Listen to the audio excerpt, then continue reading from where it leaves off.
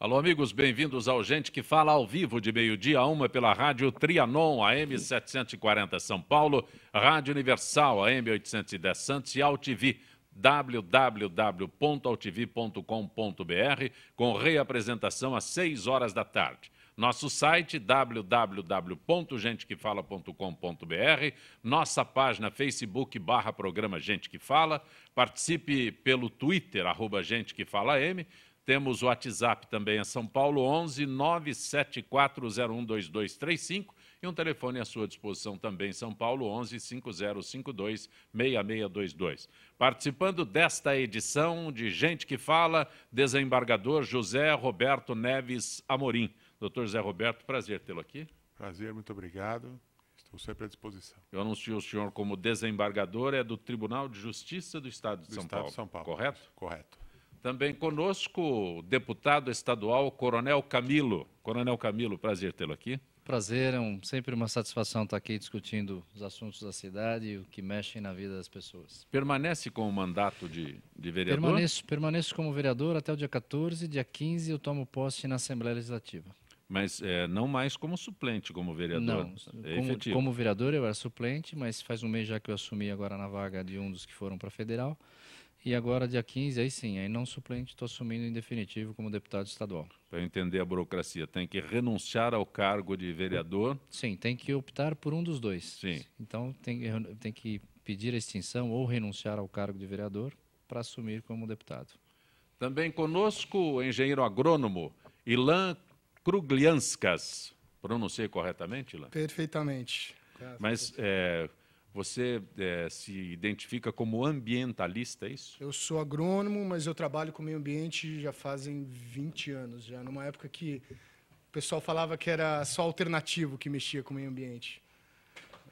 Perfeito. E o teu livro, Me Tirem Daqui, Relato de uma Detenção, a gente vai falar um pouco mais sobre ele já, tá bom? Exatamente. Muito obrigado e é um prazer estar aqui no programa com vocês. Só uma coisa, o livro está pronto? O livro ele está escrito, mas ele está sendo editado e ele está sendo vendido pela internet, ou seja, antes de publicar, as pessoas compram e vão receber em casa.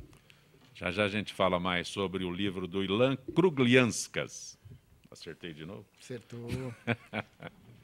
Sociólogo, livre docente em ciência política na USP, professor Antônio Carlos Mazeu. Prazer tê-lo aqui, Mazeu. Prazer, Zé Copé. Bom dia aos companheiros da mesa. Prazer estar aqui mais uma vez para a gente conversar. Olha, a gente não pode fugir ao que aconteceu ontem à noite no Brasil todo. A presidente Dilma Rousseff foi à televisão para o seu pronunciamento em cadeia nacional de rádio e TV, e moradores de várias cidades do país realizaram um panelaço, um buzinaço, em protesto contra a manifestação dela. Durante o final de semana, grupos contrários ao governo combinaram a manifestação pela internet, vamos todos às janelas e tudo mais o que aconteceu. E ontem, principalmente São Paulo, o panelaço voltou a acontecer. Desembargador, quer se manifestar sobre esse assunto, por favor? Eu vejo assim como toda manifestação ela é legítima em todos os sentidos, né? Desde que não envolva a violência e permita que as pessoas possam se expressar livremente. Eu acho que nós temos que partir desse princípio democrático e esse tipo de manifestação eu acho que deve ser entendido, deve ser lido pelo governo de alguma forma para que ele possa melhorar o seu desempenho, melhorar as suas atitudes e a sua forma de agir em relação à população. Eu acho que houve uma demonstração de insatisfação e eu acho que isso serve como termômetro para que o governo possa fazer uma autoavaliação e ver aonde que está havendo o equívoco ou os erros que foram cometidos para que eles possam ser consertados. Coronel Camilo. Eu também penso na mesma linha, viu? Eu acho que manifestação é salutar, eu acho que deve acontecer. Eu, do lado da segurança, acho ótimo que aconteça com panelaço, né? E não nas ruas aí com vandalismo, mas as manifestações devem ser garantidas. Agora, o que eu vejo também é que o povo também já não está suportando mais só a fala, né? Eu acho que isso é uma demonstração clara de que o povo quer ações, ele quer resultado agora, já chega de muita fala, de muito discurso. Ilan. Para não me repetir, mas me repetindo, eu sou a favor de você. Eu acho que é importante o brasileiro se pronunciar, se mexer, fazer movimento, algo que a gente os argentinos fazem muito e a gente fazia muito pouco. Mas eu acho que tem que ter muito cuidado para você não ser levado por um caminho que você não gostaria. Que é, por exemplo, se você... O que quer dizer um fora Dilma, o que quer dizer um impeachment, quem que vai entrar no lugar dela. E eu estava conversando até com meus pais hoje, que também bateram panela, mas eles falaram, mas a gente acha que vai ser pior se o vice assumir. Mas eu falei, poxa, mas vocês estão no movimento, que eu respeito, mas vocês estão no movimento de pedindo o impeachment da Dilma. Então, eu acho que tem que ficar muito esperto no que isso quer dizer. Eu acho que, por exemplo, hoje em dia eu já vi muita gente falando reforma política já é coisa do PT, então eu sou contra a reforma política também. Então, eu acho que justamente a gente tem que lutar contra a corrupção, a gente tem que lutar contra o que está errado, mas se você, inclusive, quiser apoiar o impeachment, saiba o que você está apoiando. Não vai bater panela sem falando, não, mas eu estou batendo, mas não é só contra a corrupção.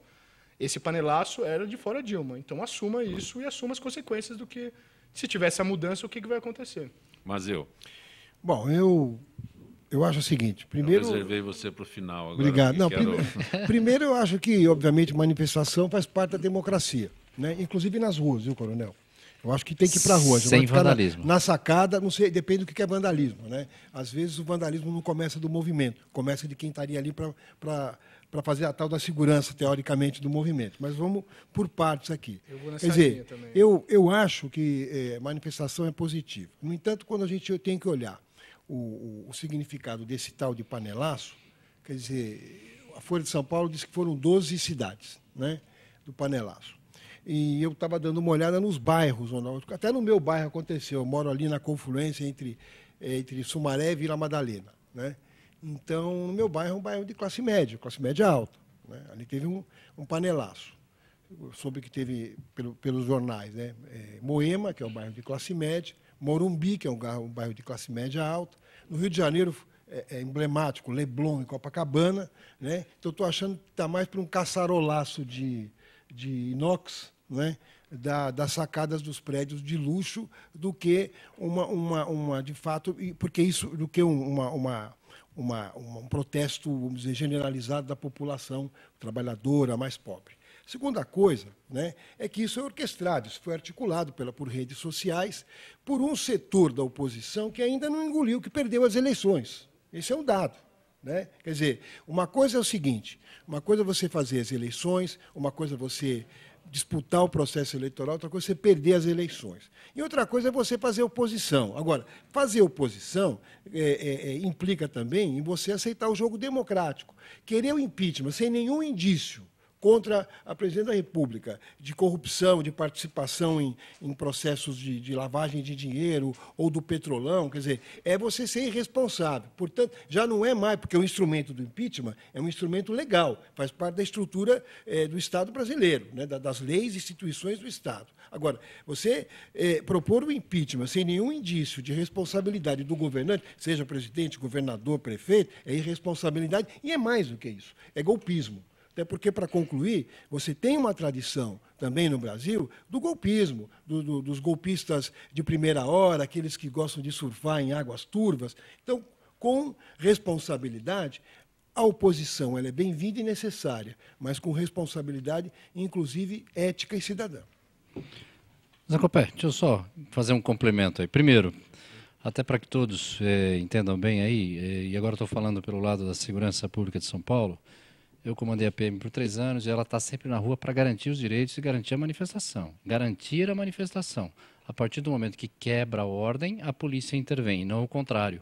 Tá, o policial não quer, ele não quer estar nisso daí. Segundo, eu respeito muito sua posição, professor, mas eu acho que não tem nada a ver com golpe. Não tem nada a ver com golpe. Foi uma manifestação popular, como aconteceu em junho também. Não estou dizendo que a manifestação é golpe. Estou dizendo que você vai pedir impeachment dentro de determinadas questões, determinados escopos. Outra, não é da oposição, é do povo brasileiro. Não era só oposição. E sinto muito, eu estava na Zona Norte ontem, na Josefina Noni, em prédios de classe média, baixa até, e o pessoal estava na janela batendo. Então, assim, Pessoal, o que está acontecendo é assim, e outra, nem sei, viu, Lance, isso é fora Dilma. Isso é um descontentamento, novamente, com o que está acontecendo no país. Por acaso a Dilma é presidente hoje, mas eu vejo assim, eu nem sei se o pessoal quer impeachment hoje, e acho que inclusive nem assume o vice. Acho que agora é eleições, se por isso que eu fiz a separação, desculpe, desse tema. Uma coisa é fazer oposição, é legítimo. Outra coisa é esse movimento articulado que não aceita que perdeu as eleições. Mas foi articulado, não foi pela oposição, isso foi um movimento da internet, como surgiu lá, ele botou espontaneamente, como um flash mob, ou seja, eu vejo, para você que está nos assistindo, eu vejo isso como uma manifestação sadia da população, mesmo porque não se partiu para nenhum tipo de desordem. Quando parte para desordem, perde a razão. E eu não vejo assim, não vejo nada de oposição nisso, não vejo muito... É lógico, alguns vão tentar aproveitar, mas isso foi uma iniciativa, para mim, brotou da sociedade, o descontentamento que nós temos na sociedade brasileira. Eu queria só complementar. Está na internet o movimento, todos, quem está organizando, estão lançando fora PT, fora Dilma, pró-impeachment. Tem eu li hoje até no jornal, na Folha, que tem um grupo, eu não lembro exatamente o nome, acho que é Vamos para a Rua, ou alguma coisa assim, um dos organizadores, que eram os únicos que dizem abertamente que não tem certeza se quer um impeachment ou não. Mas assim, o movimento está sendo divulgado como pró-impeachment.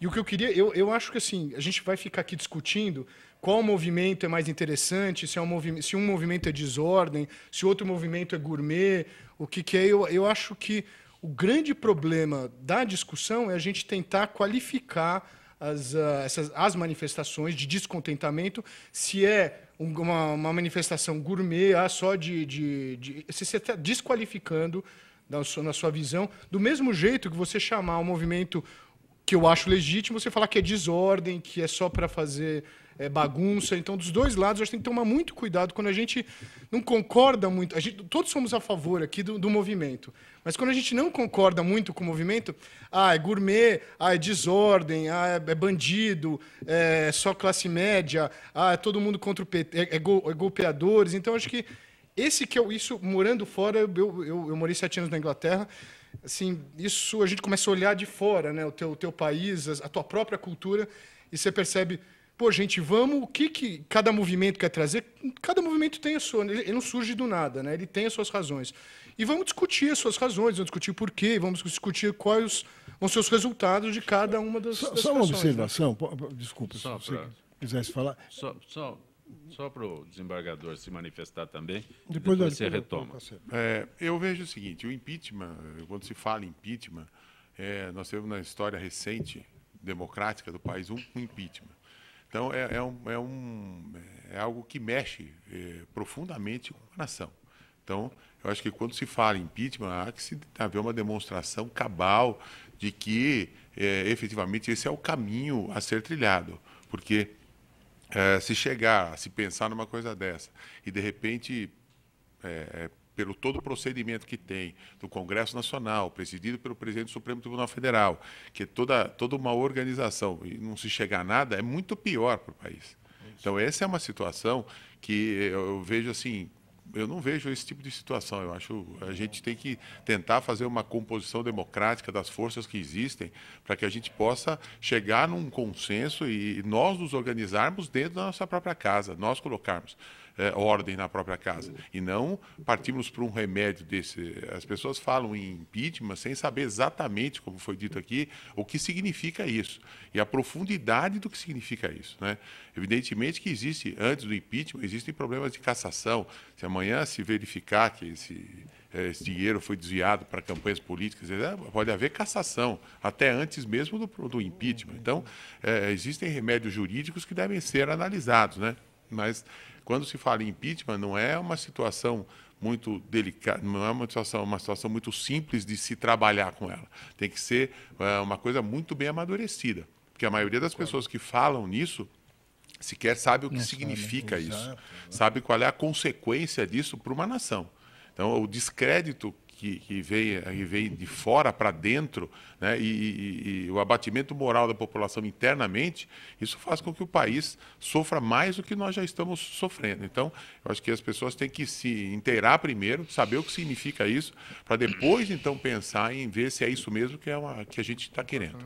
Não, é um pouco nessa linha, não é?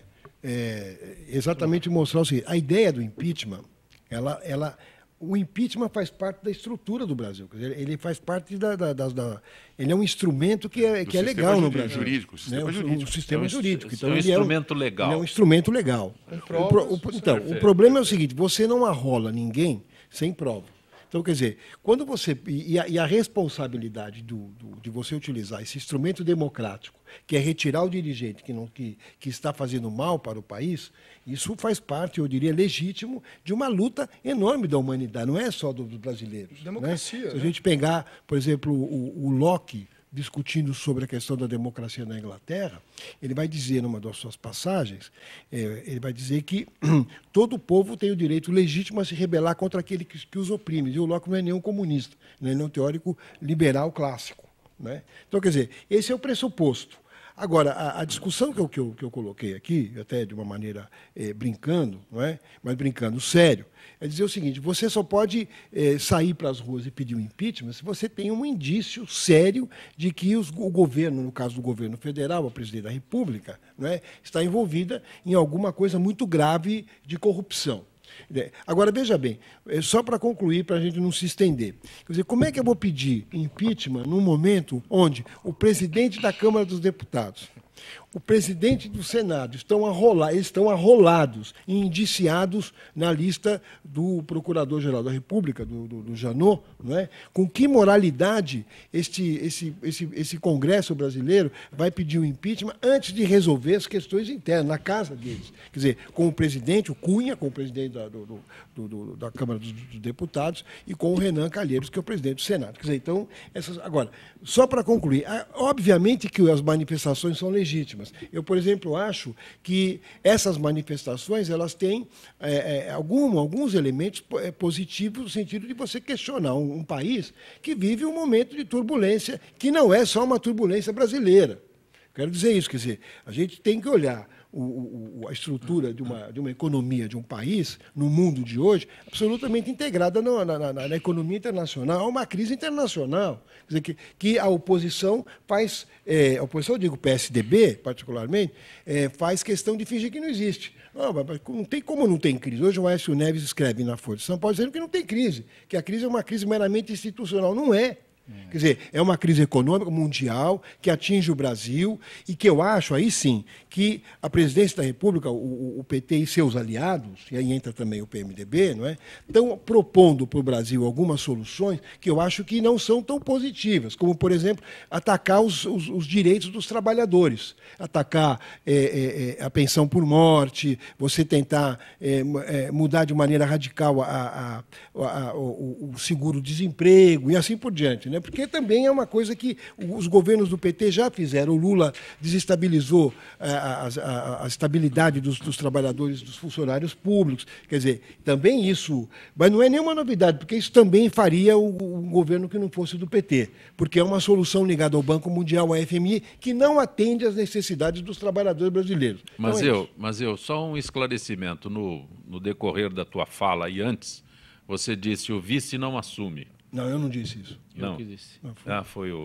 Eu não conheço bem a legislação, mas eu acho que precisa de um tempo eu acho que assume também. Assume já? Como não. foi não no Collor. deveria. Eu acho não deveria, porque a Constituição determina pela Constituição, acho que ele tem que ter 2 anos e um dia para poder 2 anos. ficar. 2 anos Se e 2 caso anos de tiver mandato, agora... Caso contrário, teremos nova eleição. Mas, eu Mas concordo... aí o Jango assumiu, Sarney assumiu sem que o eleito tivesse tomado posse. E o Eduardo Cunha viraria vice-presidente, não é isso? O presidente do Congresso. Olha, as palavras mais sábias aqui é do nosso desembargador, né? Precisamos avaliar o que quer dizer essa manifestação e corrigir os rumos do Brasil. É por aí que a gente deve trabalhar. Então, acho que eu também não vejo como solução impeachment já. Eu acho que nós temos que arrumar a casa antes. As pessoas falam sobre impeachment com uma facilidade, né? É um impeachment, como aconteceu recente na história do Brasil, então acha que é o impeachment. Que é a solução. Não é dessa forma. Ou um golpe militar, né? que como o brasileiro assumem os militares. E como o brasileiro tem uma memória um pouco curta, ele não lembra bem do procedimento. E a juventude que vive hoje não passou aquele procedimento do impeachment do ex-presidente Collor. Então, nós que vivemos aqui, todos já vivemos esse momento, vimos que aquilo foi um trauma, aquilo foi uma situação extremamente delicada. Então, ver o seu presidente, hoje a presidente da República, ela é a presidente do Brasil. Sim. E a gente tem que respeitar como tal. Sem dúvida. Então, é uma autoridade constituída e eleita pela maioria, independentemente de gostar ou não gostar. Exatamente. Então, isso é uma coisa que nós temos que levar em consideração. E ver o presidente descer a rampa do Palácio, colocado para fora por um impeachment, é uma situação, na minha opinião, muito triste. Eu assisti aquela cena extremamente aborrecido e, assim, decepcionado. Eu acredito que Ilan, quando, só interrompendo você mesmo, quando se fala em militares, né, os militares tomam o poder. No Brasil, o Castelo Branco foi eleito no Congresso. Ele não chegou lá com o Exército e chegou com o Exército, chegou. Mas foi eleito, foi ali referendado, é golpe. Foi referendado pelo Congresso. Não sei que a gente vai mudar, agora não é mais golpe, agora é uma eleição, é golpe. E digo mais, os milicos chegaram no poder, não é porque eles quiseram, porque também um grande setor do empresariado apoiou enquanto precisou. Quando não precisou mais, largou fora os milicos foram embora, quietinhos, e eles continuaram no poder. Só a gente vê o Sarney. Sarney era o homem líder da arena e depois continuou o grande democrata oposicionista. Atenção. Terminei já, acho que terminou meu pensamento. O presidente do Tribunal Paulista, José Renato Nalini, provocou a ira dos advogados ao pedir que as pessoas parem de recorrer à justiça para qualquer questão. Para Nalini, é urgente disseminar uma cultura de pacificação, de conciliação, de mediação, de arbitragem para resolver os problemas. O Brasil tem mais faculdades de direito do que a soma de todos os outros países, nem por isso é uma nação mais justa. Desembargador José Roberto Neves Amorim. Eu queria comentar e dizer, antes de mais nada, que eu posso falar um pouco sobre esse assunto. Por isso que a gente dirigiu exatamente para o senhor. Obrigado. Que com autoridade aqui o senhor tem. Eu fui membro do Conselho Nacional de Justiça durante 2 anos, 2011 a 2013, e lá nós estabelecemos uma política de mediação e conciliação para desafogar o Poder Judiciário. Mas, assim, uma política estabelecida em cima de dados estatísticos completos. Assim, nós temos números que indicam que esse é um caminho a ser seguido, para que nós tenhamos hoje uma cultura da paz. O exemplo disso é o custo de um processo, por exemplo, um Brasil com 100 milhões de processos em andamento. Então, se nós contarmos, nós somos 200 milhões, cada processo tem 2 partes, todo mundo teria um processo. Então, se nós colocarmos isso, seria um absurdo. Mas os números nos indicam isso. 51% dos processos que existem no país têm um envolvimento estatal, União, Estado e município. Metade dos processos que estão aqui, há o envolvimento dos órgãos do Estado. 30% bancários, 20% telefonia. Então, quer dizer, existem aí estatísticas que nos indicam que nós gastamos muito. Um processo custa R$ 1.500 para o Estado. Multiplica isso por 100 milhões, você vai ver quanto o Estado gasta. Essa estrutura de pagamento de juiz, funcionário, fórum, luz, água, telefone, xerox, tudo mais. É um número muito grande. Então, o que se discute, às vezes, no processo, não chega ao valor do custo do próprio processo. Então, se discute uma conta de telefone de R$ 300 e se gasta R$ 1.500 para que esse processo tramite. Então, quer dizer, é uma situação que ou nós enveredamos por uma cultura diferente e indicamos à população, como nós temos aqui em São Paulo, a instalação de 125 centros judiciários de solução alternativa de conflitos, por todo o Estado, em São Paulo, mostrando à população, e eu aqui agradeço esse espaço, que é fundamental, porque a mídia nos traz esse benefício de mostrar para a população que ela não precisa procurar um advogado para judicializar, já tem um advogado à disposição no Sejusc, para você ir lá resolver, sair com aquilo homologado sem a existência do papel, sem a existência de uma petição. Então, o que eu costumo dizer, qual é a solução do que o Sejusc apresenta? É uma decisão judicial sem processo. Então, isso agiliza a vida das pessoas. E aqui a crítica, os advogados ficaram preocupados, nós vamos perder um nicho porque, na verdade, hoje nós estamos perdendo clientes com isso. Na verdade, não é isso. É um novo nicho que se cria. Porque a mediação, ela requer uma capacitação das pessoas envolvidas, inclusive do advogado. Então, na verdade, o que se quer de tudo isso é que as pessoas se capacitem criando um novo nicho. O novo Código de Processo e a lei que está no Senado, na Câmara Federal hoje para ser aprovada, ela indica as câmaras de mediação, como existem as câmaras de arbitragem. Portanto, é um novo nicho. O advogado não vai deixar de ter cliente nem de perder, porque a litigiosidade é algo que existe no ser humano. Então, ela não vai acabar de hoje para amanhã, hoje ninguém mais litiga, vai litigar. Só que não há necessidade sempre de procurar o judiciário. Você pode utilizar métodos muito mais rápidos que hoje o judiciário já coloca à disposição da população.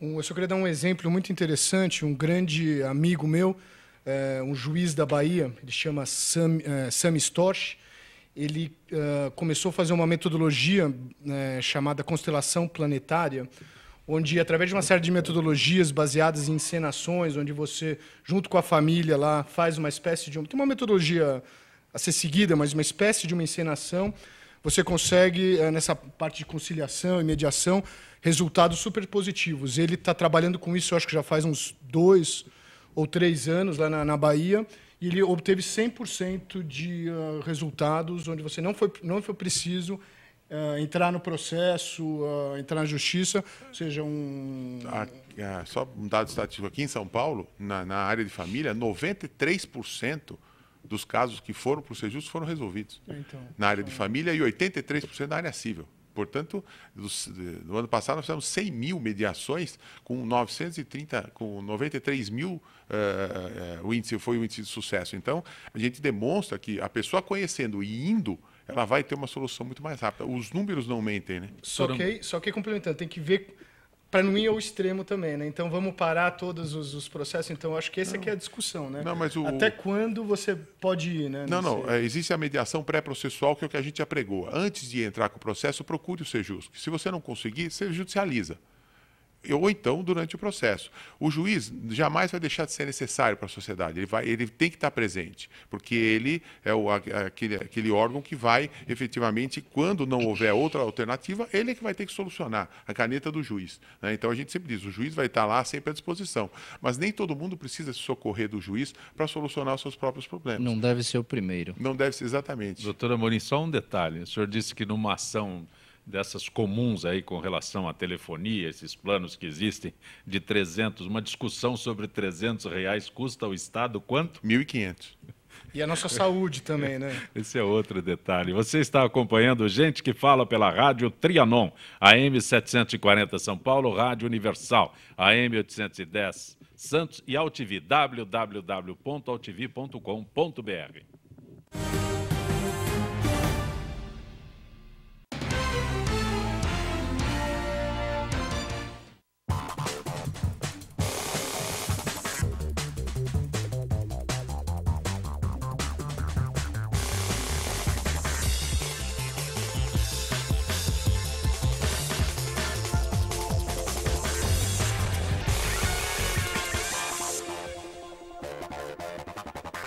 Talvez você ainda não tenha ido à Câmara de Vereadores de São Paulo, porque ela fica longe da sua casa, né?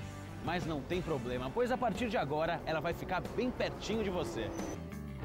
Vem aí Câmara no seu bairro, que vai ouvir todas as necessidades da sua região.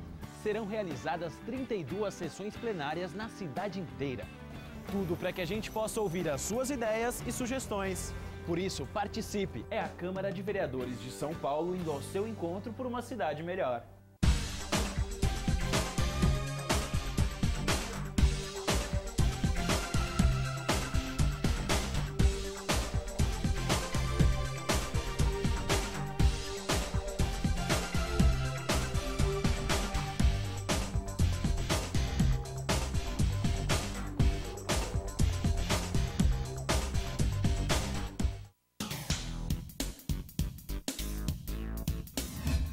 Eu sou Cláudio Longo. Eu, Paulo D'Angelo. E eu sou Tarso Gouveia. Nós apresentamos todas as terças-feiras, às 9 da noite, aqui na altv.com.br, o Família Palestra TV, um programa esportivo onde você sabe de tudo sobre o Palmeiras, aqui na TV da internet.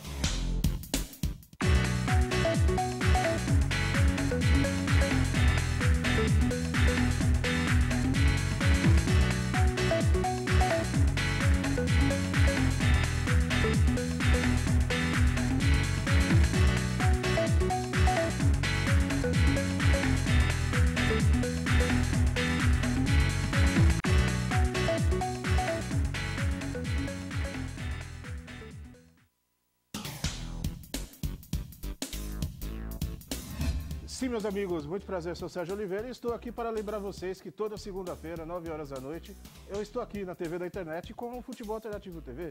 Sim, Série D, Série C, Copas Estaduais, as divisões de acesso, tudo aquilo que nenhum outro programa esportivo fala, tem a coragem, a capacidade de falar, nós falamos aqui na TV. Toda segunda, 9 horas da noite, só aqui na TV da internet.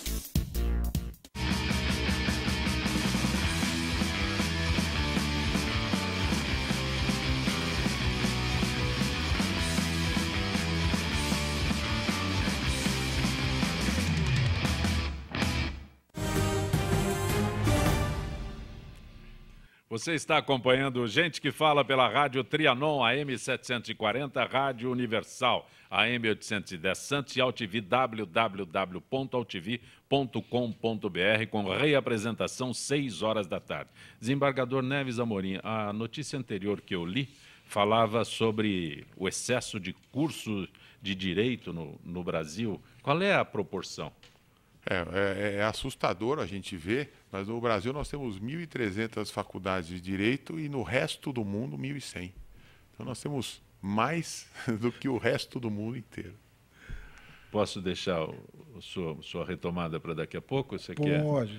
Coronel Camilo assume domingo o mandato de deputado estadual. Está na Constituição paulista que os deputados estaduais têm o seu mandato do dia 15 de março ao dia 14 de março, 4 anos após. Né? E senhor, o que você imagina que vai encontrar na Assembleia Legislativa? Olha, a Assembleia já não é tão desconhecido aí como era a Câmara Municipal, né? Para quem sai aí do comando de uma instituição extremamente regrada, organizada, e entra num parlamento onde a negociação equivale, conversa e a gente discutir muitos assuntos, então já foi muito diferente. Agora, na Assembleia, não.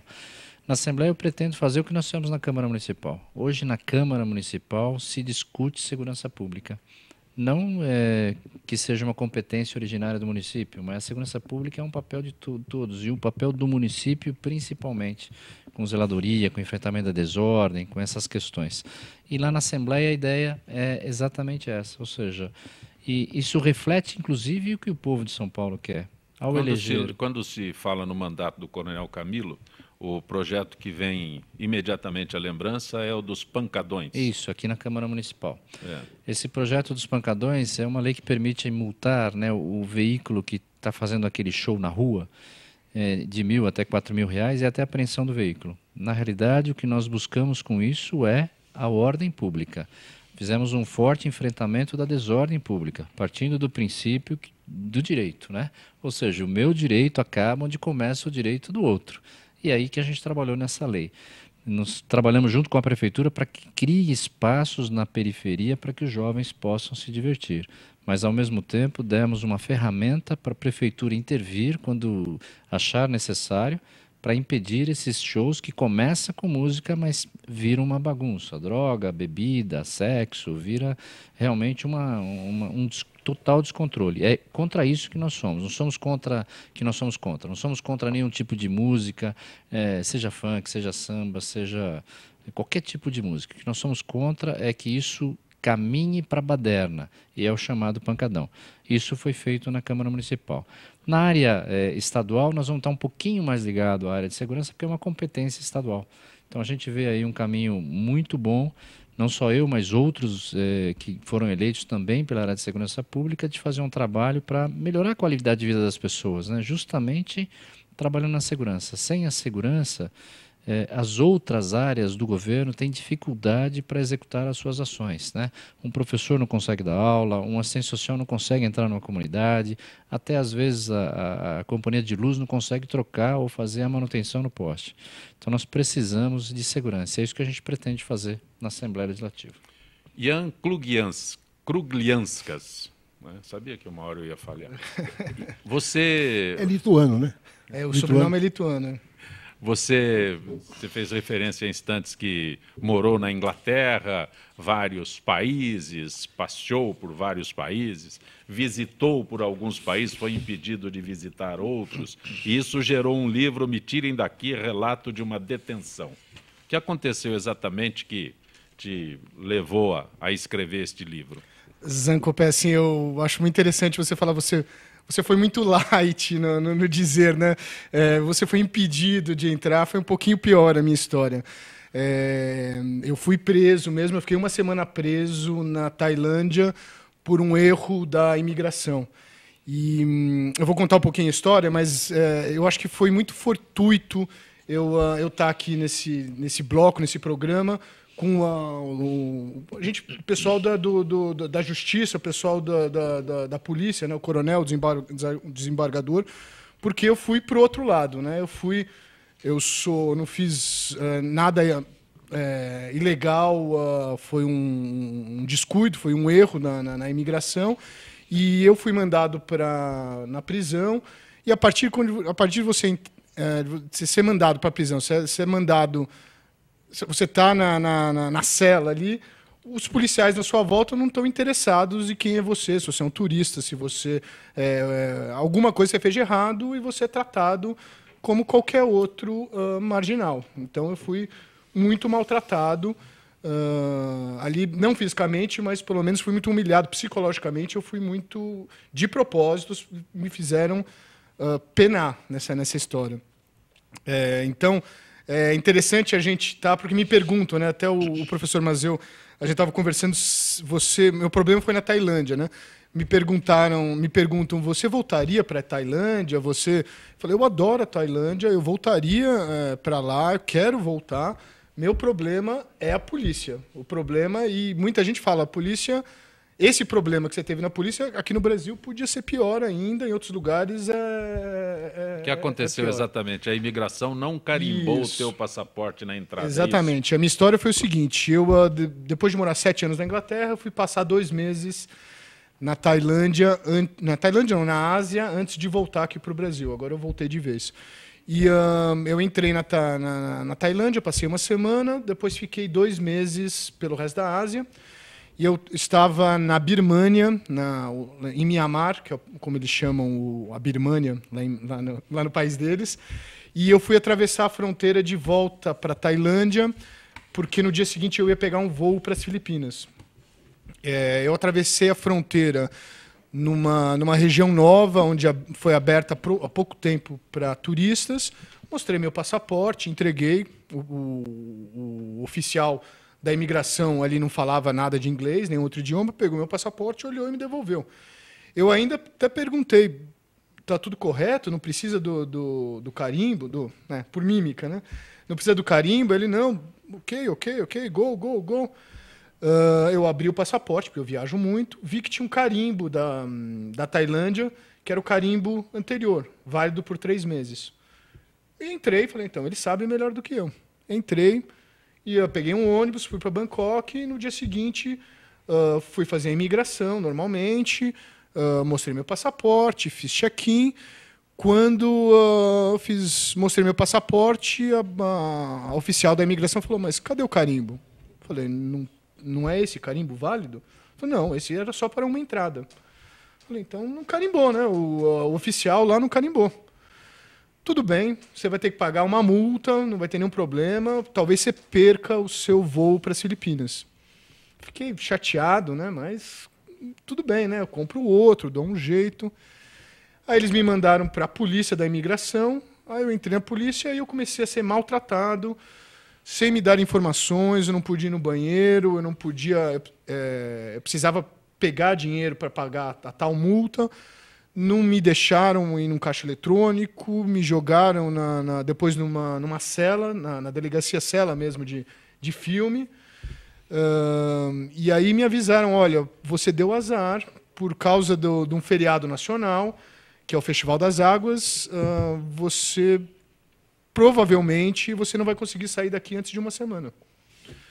Eu não acreditei, né? Como não consegui acreditar. Aconteceu, bom, em resumo, eu fiquei 2 dias na delegacia, dormindo numa cela, uma noite com uma outra pessoa, um cambodiano, que havia trazido marfim da África, e uma noite sozinho, e depois 4 dias no presídio da imigração, com mais 100 pessoas dormindo no chão, todos amontoados. É presídio mesmo, né? E nesse inteirinho eu conto em mais detalhes no livro, mas, por exemplo, os policiais me jogaram no camburão para me levar, por exemplo, para a corte, né, quando abriu. Me jogava no camburão, me jogou de lá para cá, me deixava no sol a 40 graus, ou seja, não importava quem eu era. Eu, estando lá dentro, eu era um bandido. Tudo isso está no seu livro Me Tirem Daqui. Exatamente. Eu transformei essa história... Você contar muito aqui, não precisa comprar o livro. Não, os grandes detalhes. Esse é o geral. E virou... Eu estava até comentando agora há pouco, ele virou uma tragicomédia, porque a história foi tão surreal assim que fica engraçada. Você quer saber os próximos... porque cada dia foi piorando. Né, o livro já está escrito, mas está no mercado já? Isso. Eu estou lançando ele, está escrito, eu estou lançando ele por financiamento coletivo, que em inglês ele chama de crowdfunding, ou seja, as pessoas, para me ajudarem a publicar, e por curiosidade, porque o livro está realmente interessante, você pode comprar o livro agora na internet, e quando a gente chegar num valor mínimo, o livro vai ser editado, tem que fazer a capa, revisado, impresso, e vai ser enviado para a casa das pessoas que compraram. Tem um endereço que você... Vamos adiantar já o endereço. Qual que é? O endereço é bookstart.com.br/me tirem daqui. Vou soletrar, está aí na tela, mas é B de bola, O, K de quilo, S de sapo, T de tatu, A de amor, R de Romeu, T de tatu.com.br/me tirem daqui. E recomendo que as pessoas entrem no site e comprem, porque realmente vale a pena. Todos que leram falaram muito bem. Eu não esperava ser um escritor, mas eu acho que a coisa está dando certo. Professor Mazeu, professor Antônio Carlos Mazeu, você pediu para retomar um assunto. Não, acho ainda que já dá tempo, mas eu vou falar só uma coisinha. É importante que o coronel esteja aqui, que ele é deputado agora, né, que vai zelar pela nossa segurança. Não, eu acho que uma das coisas que confundem aqui, principalmente no estado de São Paulo, são manifestações populares com bagunça, né? Então, eu fico muito preocupado porque uma vez eu estava no Jardim Ângela, fui visitar um amigo, eu tenho amigos que moram na periferia. E eram 9 horas da noite, aí o carro da PM me parou. Eu falei, pois não, documento e tal. Falei, olha, não pode ficar circulando aqui, porque nessa hora aqui já não circula ninguém. Eu não falei nada porque eu não sou bobo, né? Eu acho que a polícia não é uma boa experiência, em nenhum lugar do mundo, né? E não é. E eu falei o seguinte, tudo bem. Aí eu fiquei pensando, quer dizer, toque de recolher se dá em estado de sítio, né? Vai ver que decretaram o estado de sítio, eu não sabia, ou a PM de São Paulo decretou estado de sítio. Quer dizer, o que eu estou aqui brincando, mas estou falando sério, eu acho que a polícia do estado de São Paulo, principalmente a polícia militar, não está integrada com a cidadania. Quer dizer, eu acho que ela tem que passar por um profundo processo de autocrítica e de revisão das suas convicções, das suas velhos valores, né? Porque uma das coisas que é complicada é eu servir exército. Então, eu me lembro que, quando eu servi exército, uma das coisas que os meus superiores diziam o seguinte, olha aqui, soldado não pondera, né? Complicado, porque isso vale num processo de luta, de guerra, né? Agora, num processo de policiamento, onde o policial tem que ponderar o tempo todo para ver se está fazendo coisa errada ou não, eu acho que é uma das coisas que você, estando lá, vai poder ajudar a fazer essa reflexão e aproximar a ideia de segurança pública de uma ideia onde a população participe, porque tem um outro problema. Eu decido a segurança pública, mas a população não participa. Então, obviamente, você não tem o papel da população, quer dizer, o protagonismo da sociedade, sociedade, nesse elemento da segurança pública. Era essa observação e desejando a você muita felicidade nesse teu novo momento de trabalho. Agora não tem jeito, vô. Tem uma pergunta ali para você, mas que é... Pois não. Gostaria de falar. Bom, até para o professor e para todos que estão assistindo aqui, né? Na realidade, a Polícia Militar de São Paulo, eu falo com muito conhecimento para todos, não só da mesa, mas que nos assistem, e falo, assinando embaixo, é uma das melhores polícias do Brasil. A Polícia de São Paulo, ela teve um fato grave em 97, que foi a favela naval. A partir disso, ela se reinventou, professor. A Polícia de São Paulo, ela usa 3 princípios básicos hoje que norteiam todas as suas ações. Direitos humanos, respeito incondicional aos direitos humanos. Segundo, trabalhar com as melhores práticas, né, o melhor para o cidadão de São Paulo. E terceiro, é trabalhar com polícia comunitária, exatamente na linha que o senhor falou. Nós temos exemplos mundiais aqui, como Jardim Ângela, que tivemos a ter mais de 100 homicídios por 100 mil habitantes. Hoje, São Paulo todo tem 10 por 100 mil. Durante os últimos 10 anos, São Paulo reduziu em 72% a criminalidade. Ou seja, é uma das que mais matam no Brasil, polícia, né? A polícia de São Paulo. A criminalidade depende do ponto de vista e do referencial. Não dá para o senhor comparar a polícia de São Paulo com a Suíça. O senhor tem que pegar também o povo de São Paulo com o povo da Suíça. O senhor tem que pegar a cultura de São Paulo com a cultura da polícia. É a que mais mata, mas é onde se mais morre no mundo. O policial de São Paulo tem 6 vezes mais risco de morrer do que qualquer outro cidadão comum de São Paulo. A taxa de letalidade também enterramos policiais quase todo final de semana. Mas só para voltar à questão dos direitos humanos e da polícia comunitária. São 15 mil ocorrências por dia. São 15 mil. Se nós fôssemos tão ruins assim, todo dia nós estaríamos na mídia. E um outro caso aqui vai para a mídia, né? Ou seja, a polícia trabalha sim com a polícia comunitária, trabalha com os conselhos de segurança, traz a população para discutir a segurança. Ou seja, nós hoje trabalhamos respeitando as pessoas e trabalhando muito integrado com a sociedade. Então, o treinamento da polícia hoje, pela forma que o senhor está colocando, pessoal, a Polícia Militar hoje ela tem a estética militar. Tá? Eu até sugeri, como comandante-geral em 2009, para mudar o nome para Força Pública. De novo? Voltar à Força Pública. Sabe por quê? Nacional, como ela não, Força Pública. Não foi... o que acontece? Foi corpo permanente aqui em São Paulo. Pessoal, o que acontece? A estética militar é a hierarquia e disciplina. É respeito aos direitos. É mostrar para as pessoas que têm direitos e têm deveres. É isso que a polícia faz. Diferente do militar do Exército. O militar do Exército tem um inimigo para ser eliminado. O militar... A estética militar da Polícia de São Paulo é hierarquia e disciplina. Sabe para quê?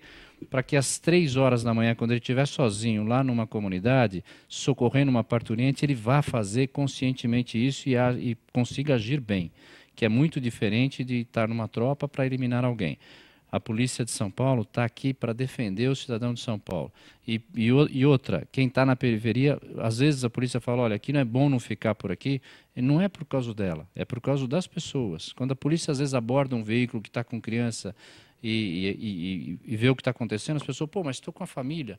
Quantas vezes a família não está sendo sequestrada e o filho olhou diferente lá e a polícia abordou?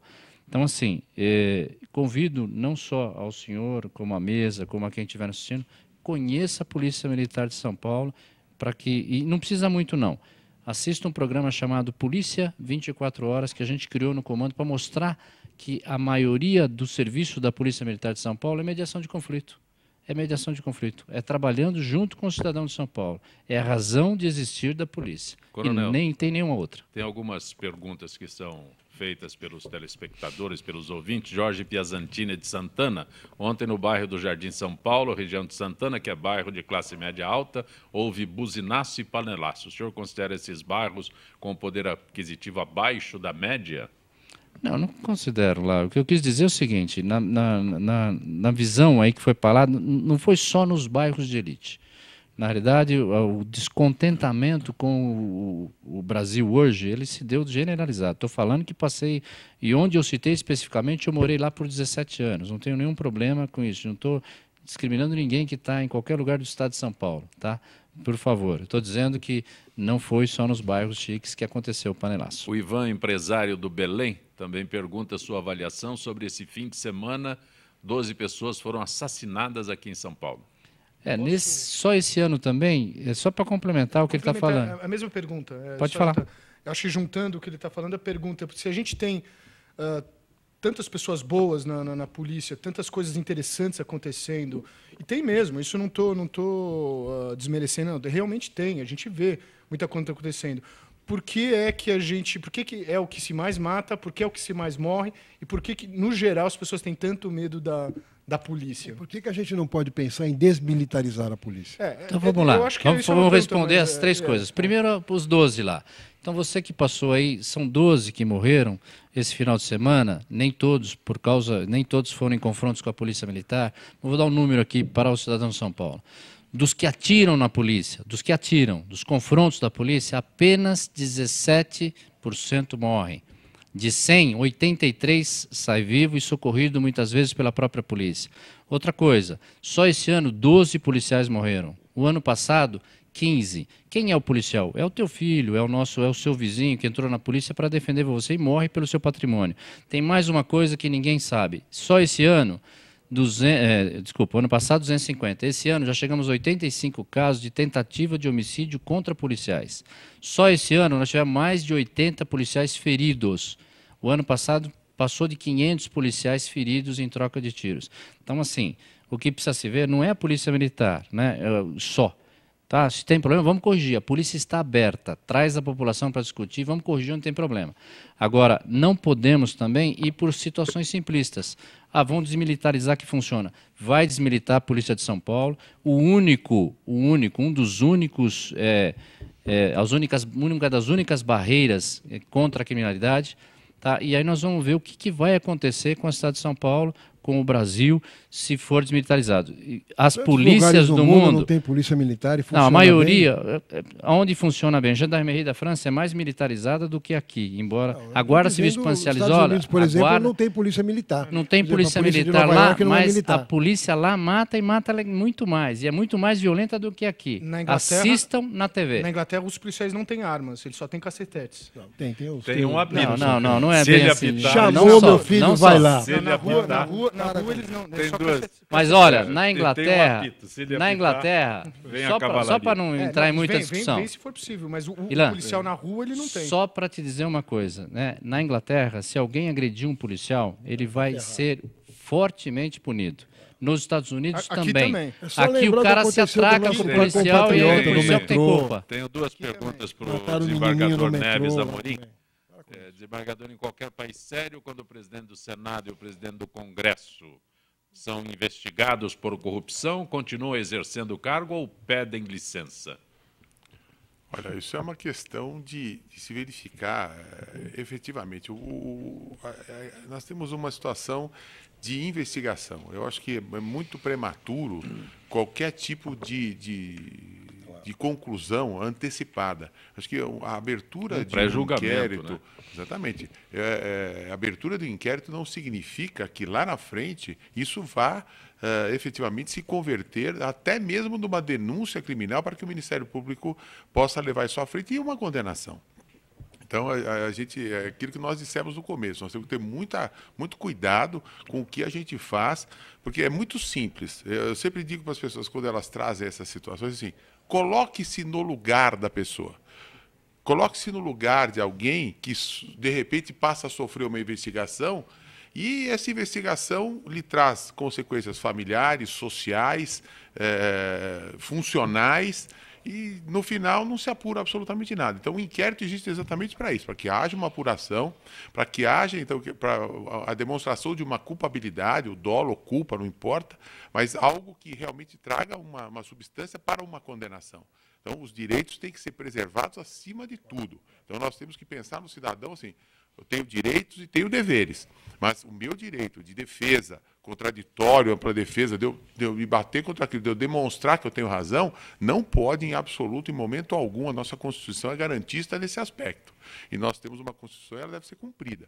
Então, nós temos que pensar nisso. Se ele vai pedir licença ou não, é um problema de consciência dele. Se ele acha, às vezes eles pedem para melhorar a defesa ou para ter mais tempo de preparar a sua defesa, mas também não há necessidade que isso aconteça. É apenas uma investigação que pode ou não chegar a um nível de processo criminal e condenação e perda de cargo e tudo mais.